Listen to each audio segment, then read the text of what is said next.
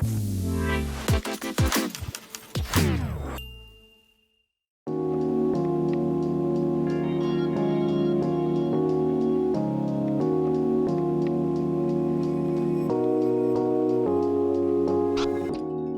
very difficult to define a concept like a worldview, but roughly speaking, it's a sort of complete model or theory of reality, which would include answers to questions like what exists, what is the ultimate reality, is truth knowable and objective, are there objective moral values and how do we know them?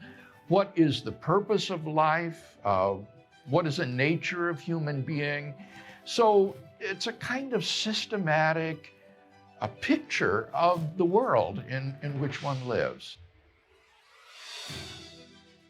Dr. Craig, thanks so much for coming on the channel. We appreciate you. Glad to be here with you. All right. Well, we have some serious questions today, and I'm pumped to hear how you're going to answer them. So you are a Christian, you're a theologian, you're a philosopher. Yes.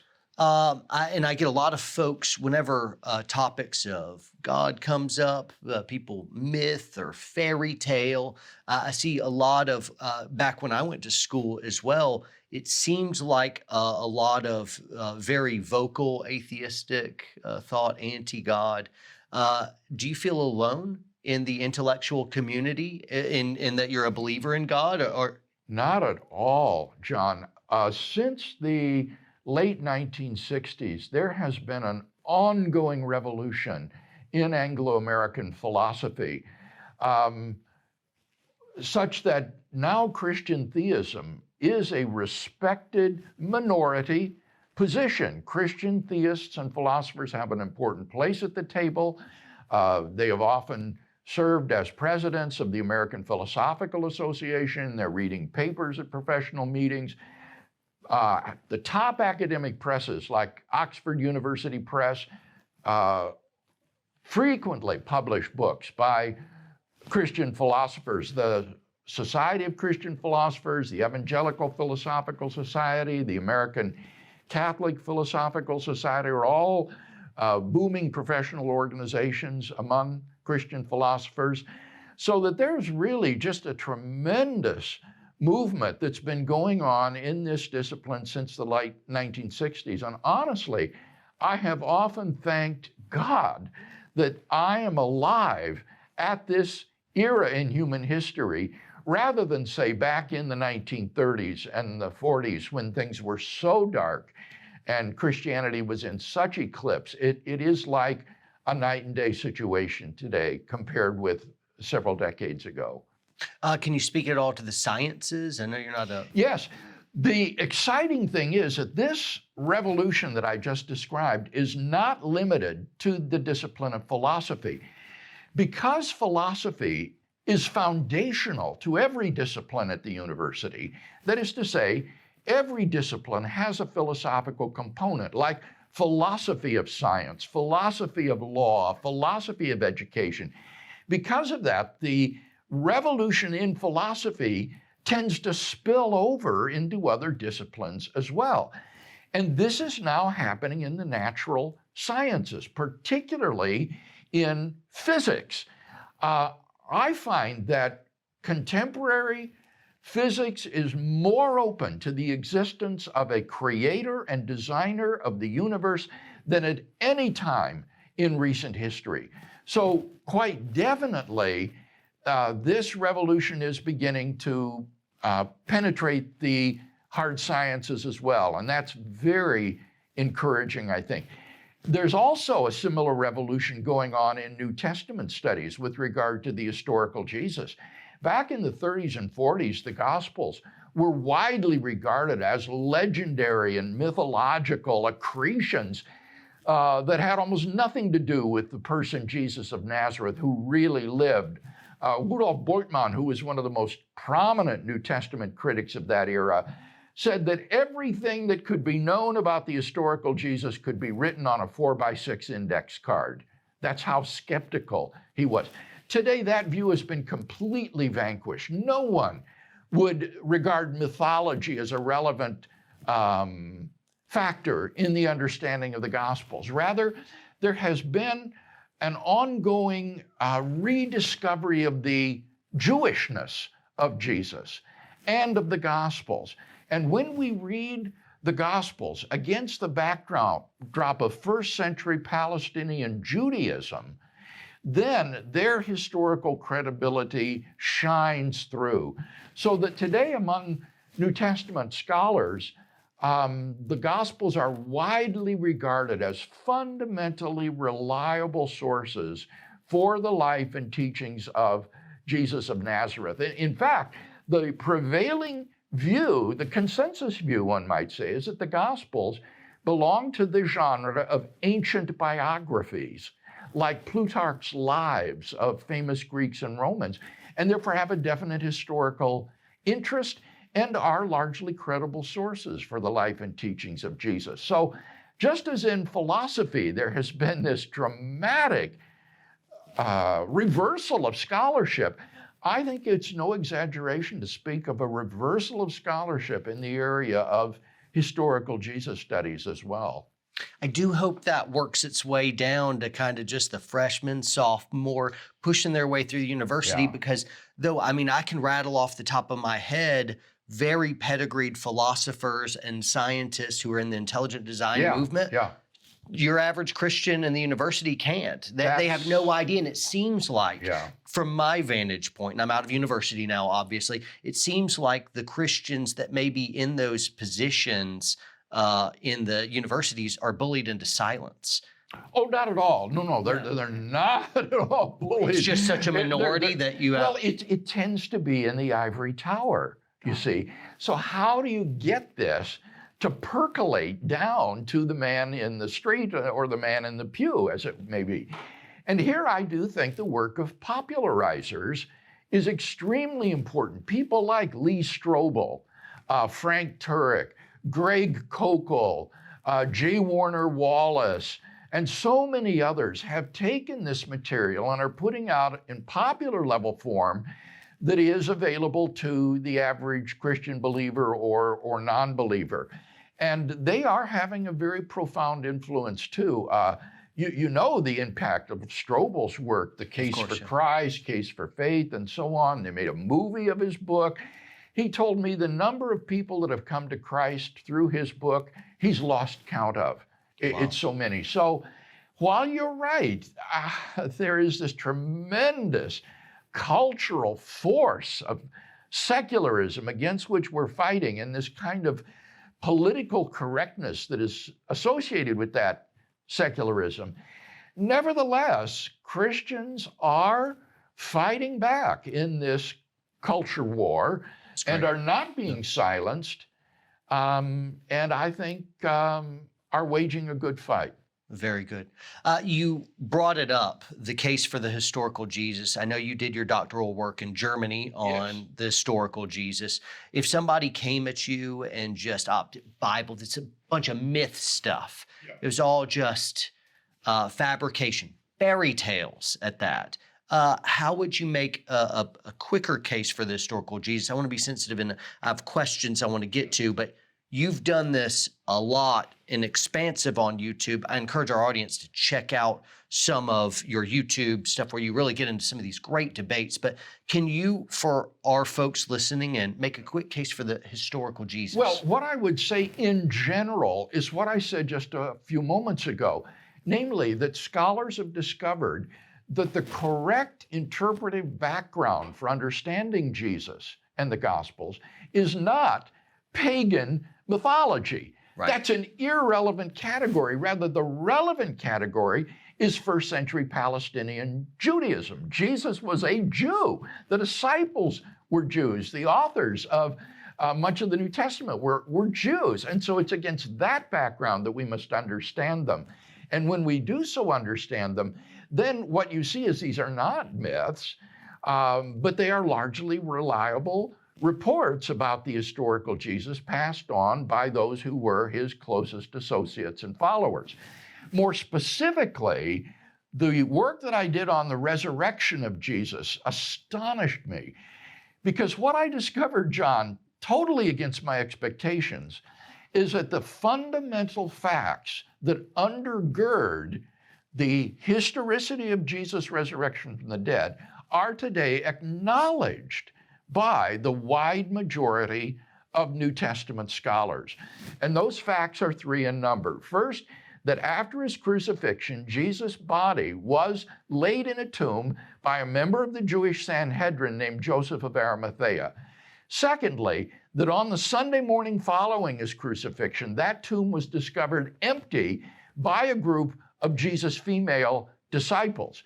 And thirdly, that the original disciples suddenly and sincerely came to believe, against all predispositions to the contrary, that Jesus of Nazareth was risen from the dead.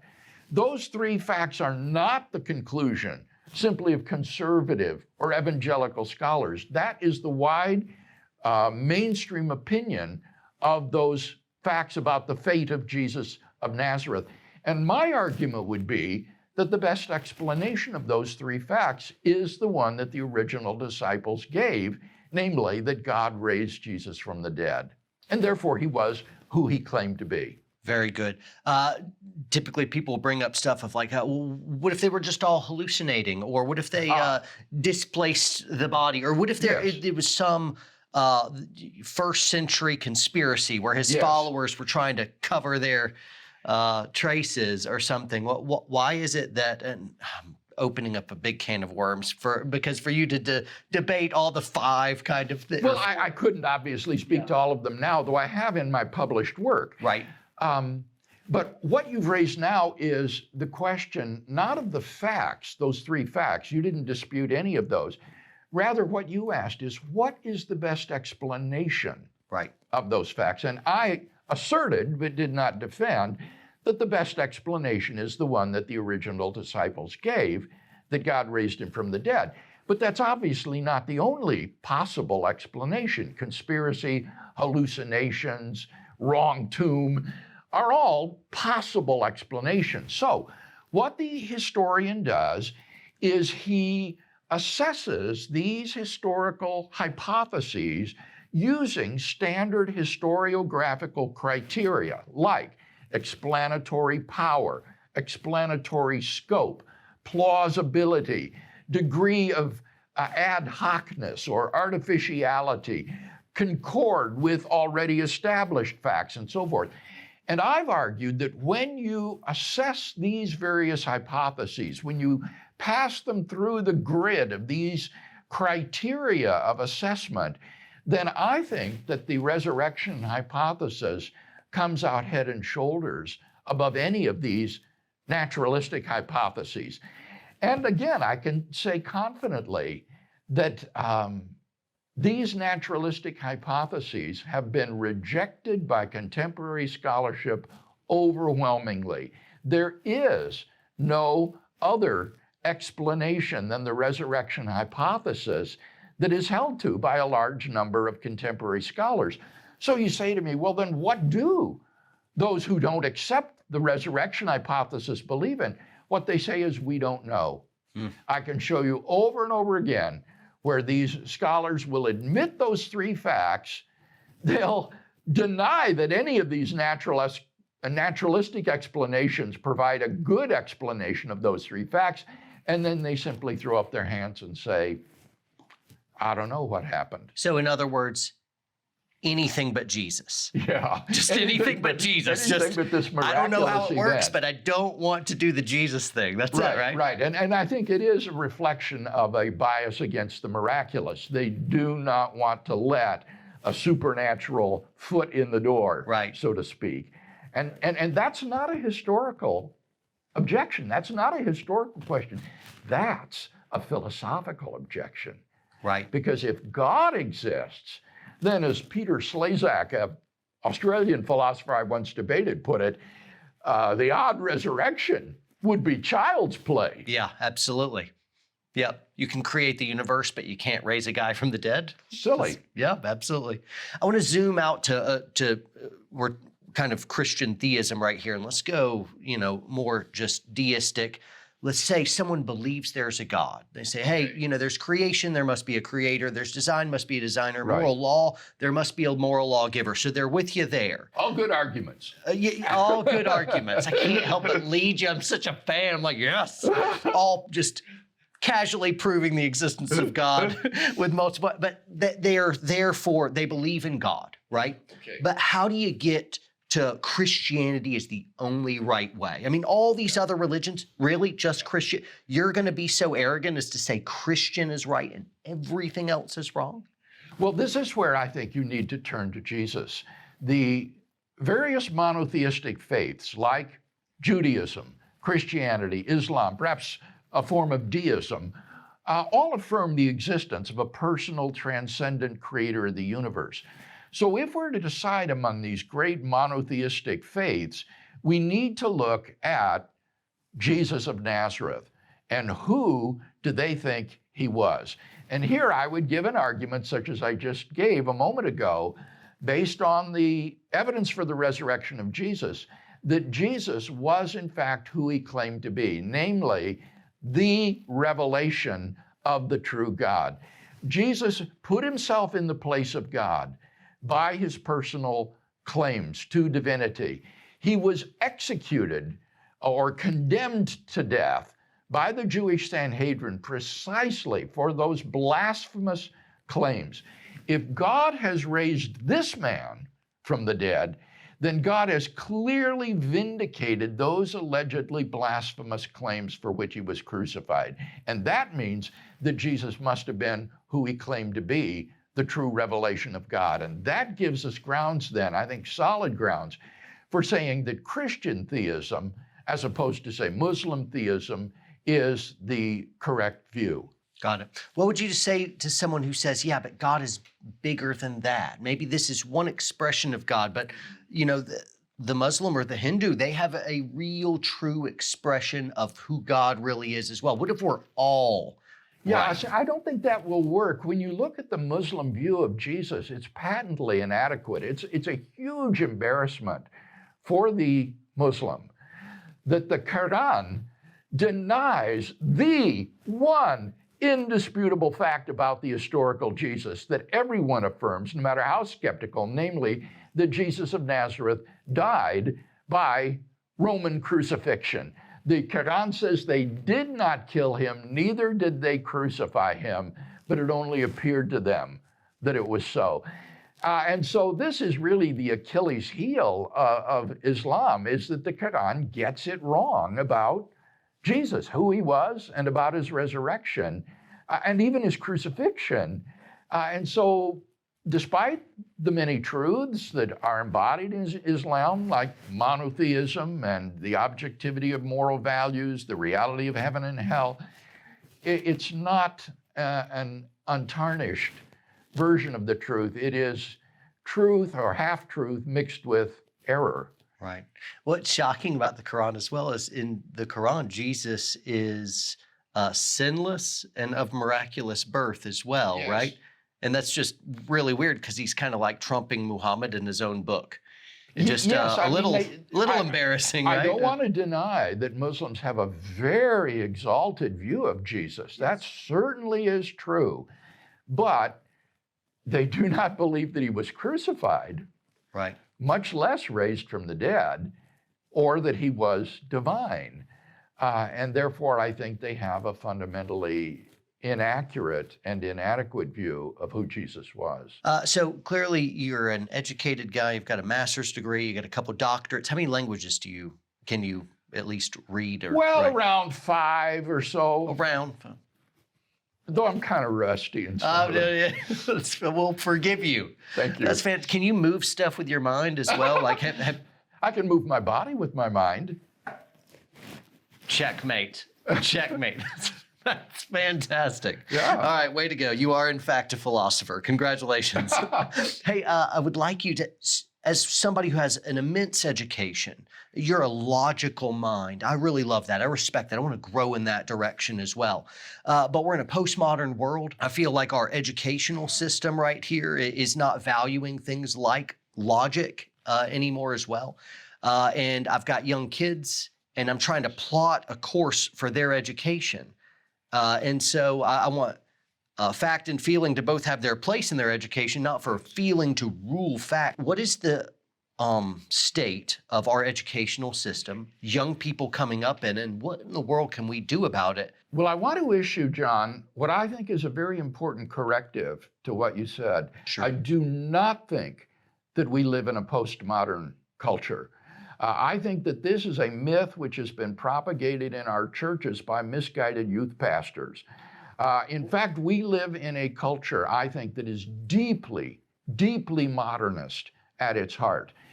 When you talk to people, what you discover is that they are not relativistic when it comes to matters of technology, science, and engineering, and medicine. What they're relativistic about is ethics and religion.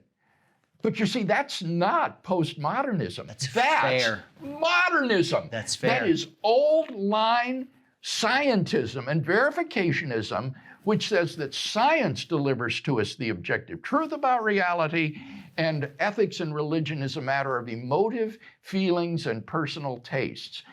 And we see this in the contemporary culture in the slogan about COVID-19, follow the science. Yeah. Everybody mouths that slogan, follow the science. Even if they don't obey the science, but everybody gives lip service to it. And I think that's a manifestation of the deep scientism and modernism that remains in our culture. And so I think what we need to do is to be very, very proactive in countering these kinds of secular presuppositions and assumptions that undergird so much of our contemporary educational system. I've noticed folks will be quick to say, hey, there's no such thing as absolute truth. There's no absolute truth. And there's a fun counter to that. Yes, right. You'd say, well, is that absolutely true? And then they're in checkmate, but it'll go right over their heads. Anyway, there's no absolute truth. But John, I agree. People give lip service to relativism. Right. But they don't really believe it. If you press them and ask questions, it becomes very evident that after a while, yeah, they do believe in objective truth, and they even do believe in objective moral values. Right. If their employer shorted them on their salary, they wouldn't say, well, it's his truth, it's as valid as mine. Right. They would throw up their arms of like, no, absolutely you owe me that money. And you would find that this woke person believed inherently in absolute truth, but then they cop out immediately when it comes to the matters of things that are important. So I think that's a fair assumption, but it does seem like folks in a very postmodern way, they'll pick up science when it suits them and then discard it and have no real business for it. It doesn't seem like they value logic still of maybe we're more modern than postmodern, but it still seems like folks are not seeking after a cohesive worldview where all the pieces fit together. They're in fact very happy to have a very scattered worldview that was inherently contradictory. And in the way that it is contradictory and they feel no angst about that, makes me feel like we're at least in part postmodern in that way, that the pieces aren't fitting and you don't care. Yeah. That doesn't seem like a modern mind. A modern mind at least has hope that the pieces fit, right? Yeah, right. A modernist would want to have a consistent view of reality rather than one that is fundamentally contradictory. Though I think in many cases, as I talk to folks, they're not aware of the inconsistencies. And so it's not as though they say you don't need to be consistent. It's that they're not aware of how self-refuting and inconsistent their views are. For example, the person who says there is no absolute truth or nothing can be known. I think often those people are quite sincere in their beliefs, and they just don't understand that what they've said is self-defeating. Well, when you defeat them in argument, I think the litmus test would be when you defeat them in argument and show it so plainly that these two thoughts are completely antithetical. Yeah. Do you see a a switch from what they were thinking? Do they go and be different? Or do they kind of think about it a little bit, say, throw up their shoulders and go back to life as normal? Yeah. The postmodern could do the latter, but the modernist would have to do the former. Yeah. Yes, unless he were really apathetic. And I do think that apathy is a real problem in our culture too, that people just don't care about these sorts of questions. Right. And so they just choose not to think about them. Very interesting stuff. I've never been pressed on that point. It was a really good rabbit trail. But we didn't answer my question of how in the world do I educate my kids, man? Right. Well, I do think that as fathers, we are under a biblical injunction to bring up our children in the nurture and admonition of the Lord. And so I think those of us who are fathers, from a very early age, we need to be training our children at home. And I'm not talking about homeschooling. I'm talking about teaching them basic Christian doctrine. For example, I developed for our own two children a series of dialogues featuring two cartoon characters, Brown Bear and Red Goose, about what God is like, on the attributes of God.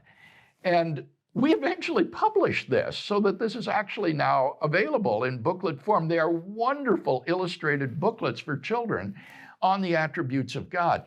And these are so helpful in promoting these kinds of spiritual conversations with your children about these very deep sorts of issues. Another thing that I did with our children was we read through a comic book Bible together. Every night after supper, I would read them a Bible story out of the comic book Bible so that they would learn basic Bible content. And then when they were older, one summer I taught them the rules of logical inference.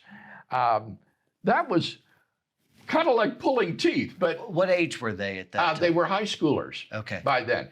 And we sat down after lunch around the table, and I would develop instruction about the basic 9 rules of logic, teach them each rule, give them problems to show how it works, and then I would give them problems to solve. And Jan and our 2 children would then do these worksheets that I developed and learn logic. And it had a real effect on our kids in teaching them how to think logically, how to develop their own arguments, as well as how to spot fallacies in the objections that others might raise against them. So I think that kind of training is just really valuable when done in the home. They're not going to get it in school. I mean, you have to really hunt for it, even in college, to get just basic logic and to learn your basic logical fallacies. And how we're not teaching logical fallacies if you're 15 and you haven't gotten that yet, something has gone awry. But yeah, and here I want to say too that I think sometimes these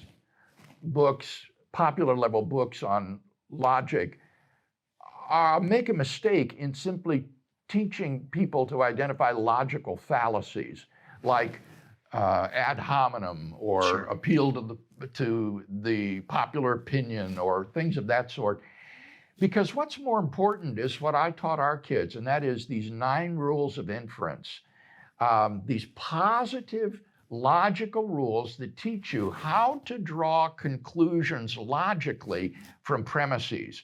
And I think knowing what those rules are and how to apply them is far more important than these informal fallacies that people often talk about. Right. I think that's good. Right now I'm thinking of that famous counterfeiter. It was a big FBI thing where they taught the counterfeiters to just really know what a real check looked like very, very well. And that was better to spot the counterfeit than it was to study all the counterfeit. And so anyway, your shift away from fallacies to inferences was really, that resonated. I appreciate that. Dennis Prager has mentioned, and I don't know if he authored this or he came up with, or he borrowed it from someone else, but to send your kids to college today, it's about a 5 and a 6 chance that they will go to that school and lose their values. You're playing Russian roulette with their values to send them to a university. Now, I'm not totally against university. I have a degree from a university, so I'm not anti that. I just realize that's very, very dangerous. And what happens when you've got a family out there mom and dad are both working, so they come home at night, they maybe have an hour with the kids and stuff, and that's about it. I mean, if you don't have enough time to actually teach your kids like you're doing, and then you send them through, public high school and then off to university, 5 and 6 chance that your kids will not have your values anymore. What in the world practically would you suggest we do about that? Okay, let's get very practical here. I went to secular public school in high school and became a Christian my junior year. When I graduated from public high school, I went to a Christian college, Wheaton College. And the priceless gift that Wheaton gave to me as a young Christian was the integration of my faith and learning. At Wheaton, they taught me how to develop a Christian worldview, how to have a Christian perspective on the arts, on science, on history, on literature, on music, and so forth. And I am a great, great believer as a result in the value of a Christian liberal arts education. And so for me, those 4 years that I spent at Wheaton were like heaven on earth. It set my whole foundation for my subsequent education. When it came to our own children, we said you can either go to Wheaton or you can go to Biola University, or you can go to Westmont College, or you can go to Texas A&M. Yeah. And they chose Biola and got into a program there called the Torrey Honors Program, where during the 4 years as an undergraduate, they take them through the great works of Western world literature. And so they began by reading the pre-Socratics and Plato and then Aristotle and on up through the medievals into the modern age, and got a first-rate education as a result at Biola. And some years later, our son said to us, if I hadn't gone to Biola, he said, I'd probably be drunk and in bed with some woman someplace. But he said, Biola changed my life. That's great. By solidifying that Christian commitment. Yep. My friend Sean McDowell teaches there, and Nancy Piercy as well. Wonderful. You're a professor at Talbot, and also you teach at Houston Baptist University. So there's good professors out there, right? Yes, that's right. Dave Baggett is there in philosophy. Michael Lacona is at HBU. I was speaking about you. But yeah, those guys are great too. Yeah. Mike as well. Well, fantastic. Well, appreciate you. How can folks find you? Well, we have a website, reasonablefaith.org, and it is loaded with material, just hundreds of thousands of pages of material there, and it's all free. We also have 2 YouTube channels, which include my debates on university campuses and lectures and interviews. And then there's information there about how to join a local Reasonable Faith chapter if there's one in your area, or you can start one yourself and become a director of a local chapter. So go to the website, reasonablefaith.org, and just begin to explore the sort of material that is available there free of charge. Well, fantastic. Guys, we're going to provide links down below for Dr. Craig, some resources, both your website, some of his social media, YouTube kind of links, as well as some of the books. I brought this book. This has traveled around the world with me, and the pages were all yellowed and it's all marked up as well. This is On Guard, a great place to start. And you have your newest book right here, In Quest of the Historical Adam. I bought it this morning and already had you sign it, so it is ready to be read. Good. So anyway, we have these resources down below. Dr. Craig, thanks so much for your time today. Oh, certainly. And for making my head hurt. Oh, I've enjoyed our conversation very much, John. Well, great. It's been good. Thank you. Thanks again. Thanks again.